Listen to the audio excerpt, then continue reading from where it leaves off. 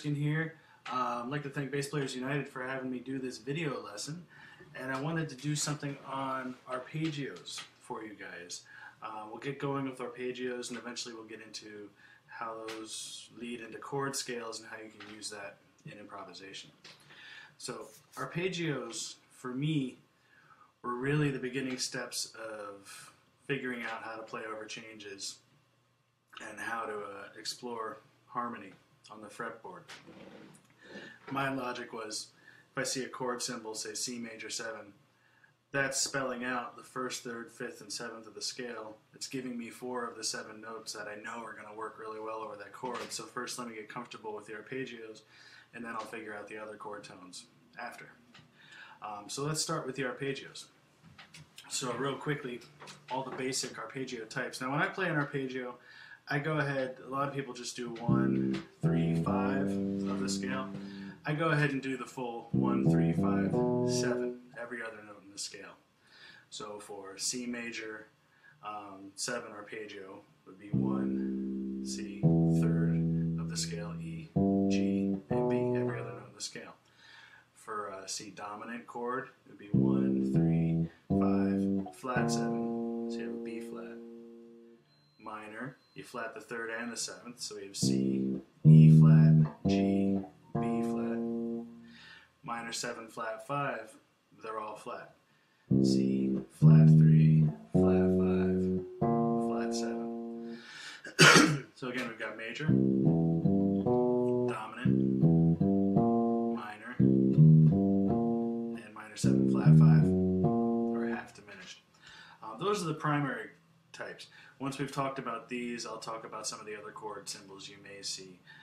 Well, I'll talk about that now. If you see a fully diminished chord, it's a double flatted 7, so essentially it's just like the minor 7 flat 5. You have C, root, E flat, flat 3, flat 5, G flat, and then a double flatted 7, so it's actually the same enharmonically as the major 6th. So basically stacking minor thirds on top of each other. That's what you call a symmetrical diminished scale. That's one of them anyway. That's just C, E flat, G flat, A. Technically a B double flat. So there's that. If you see a sus chord, say a sus 2, it's basically just saying replace the, instead of playing the 3rd, play the 2nd. So for a C sus 2, you can do C, D, G, sus 4, replace the 3rd with the 4th, C, F, G. So those are some variations. But let's talk about the primary arpeggio types, and then I'll get into some more extended chord voicings and how to deal with those. So basically, if you want to be able to play over changes, a lot of this information has to be second nature, because you need to be able to immediately recall it and not spend a lot of time thinking about it, because the bars are going by. You don't really have time to think about it. So you want to drill this stuff and get it under your fingers so you're not having to think too hard about it. For me, that meant memorizing the shapes, because I worked better with shapes than I did thinking about the harmony on everything. So I just remembered that as my major shape, and then wherever I stick it, started on a B, there's my B major, wherever I stick it, there it is. So for me, I drilled the shapes. You also want to work on inverting, learning your arpeggios in all inversions. And you may have heard people talk about that before. What that means is this would be root position, playing 1, 3, 5, 7. First inversion means take the bottom note, stick it on top. So we start with the 3rd and go 3, 5, 7, 1. So root position, first inversion, 2nd inversion, start on the 5th, but then play all the same notes. 5, 7, root, 3rd. 3rd inversion is start on the 7th. So basically 7, 1, 3, 5.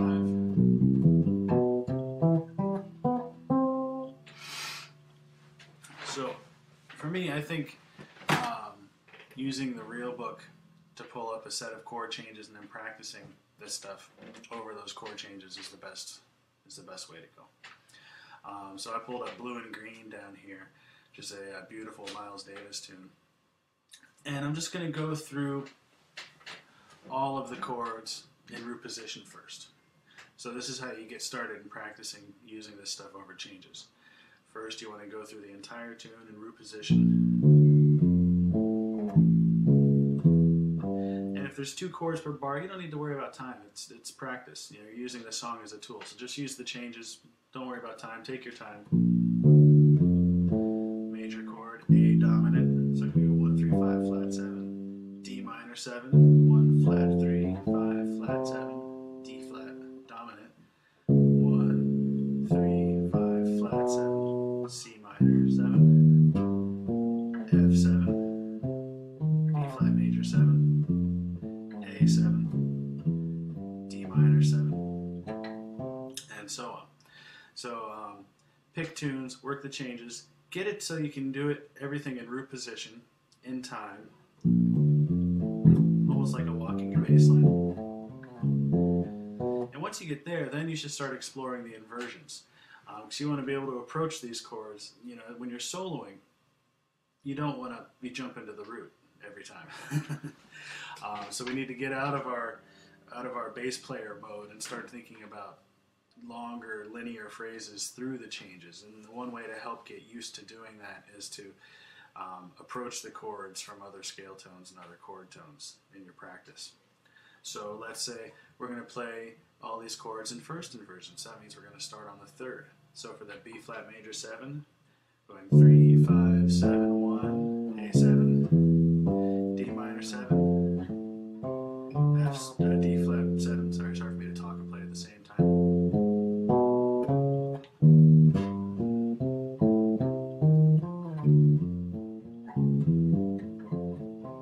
Work through the changes in first position, first inversion, second inversion, third inversion, and then start mixing and matching, putting your arpeggios up and down and just play through the changes.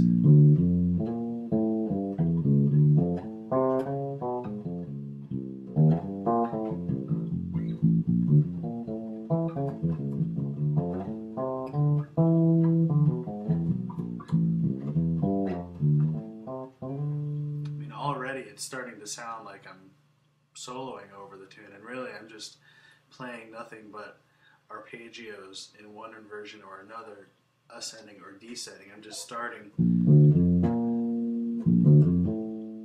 and thinking, what note am I closest to?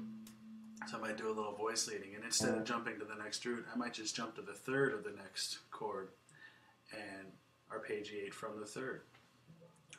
So for example, with that B flat, if I play the 1, 3, 5, 7, I land on the root of the next chord, A7. So instead I can jump down to the 7th.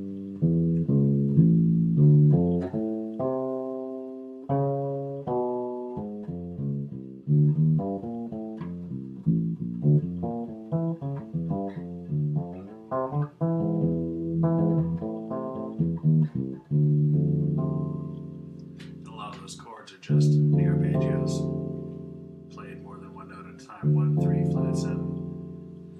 And a lot of my chords are inversions too.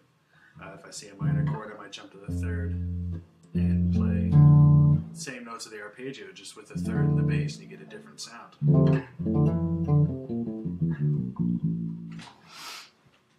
So I'm kind of whipping through this stuff, but I wanted to cover a lot of ground and give you guys some food for thought, and so maybe some of the people just starting to get comfortable with this stuff can stop here and work on that for a while others who are already fairly comfortable with that can take some of this next stuff and move on from that. Alright, so I'm going to end this session here.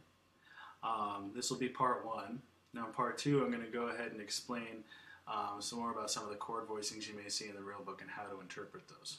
Have fun.